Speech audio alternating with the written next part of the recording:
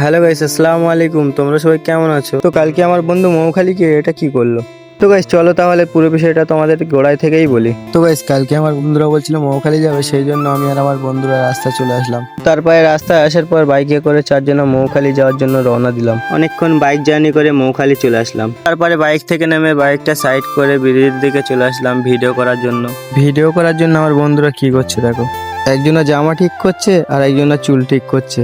তারপরে ওদের জামাটা ঠিক করা হয়ে গেলে আমি একটা ভিডিও করলাম, আমার বন্ধুকে একটা ভিডিও করে দিলাম। তারপরে আমরা সবাই একটু আড্ডা দিচ্ছিলাম। তারপরে আমার চাচাতো ভাই দেখি নিচে নেমে এটা কি করছিল। চলো গাইস, আমার চাচাতো ভাই কি করছিল তোমাদেরকেও দেখাই।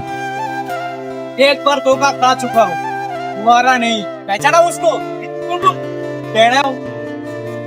তারপরে ভিডিওটা করা হয়ে গেলে তারপরে ব্রিজ থেকে হেঁটে হেঁটে এপারে চলে আসলাম। সত্যি বলতে এই মৌখালি ব্রিজে এতটাই ভিড় হয় তোমরা না গেলে বুঝতে পারবে না। তারপরে সন্ধ্যা হয়ে গিয়েছিল, সেই জন্য ক্যাপের দিকে চলে আসলাম হেঁটে হেঁটে। তারপর অরণ্যকুলে ক্যাপের ভেতরে গিয়ে ফটো তুলে আবার বাইরের থেকে চলে আসলাম। তো কিছু খাওয়ার জন্য একটা ক্যাপে গিয়েছিলাম। তারপরে আমার বন্ধু চিকেন পকোড়া অর্ডার দিয়েছিল, তাই পকোড়াটা ঠান্ডা ছিল, ওই জন্য আমাদেরকে একটু বসতে বললো, সেই জন্য আমরা সবাই মিলে একটু গল্প করে নিলাম। তারপরে পকোড়াটা গরম করা হয়ে গেলে আমাদেরকে দিয়ে গেল। তারপরে পকোড়াটা খাওয়া হয়ে গেলে বাড়ির দিকে রওনা দিলাম।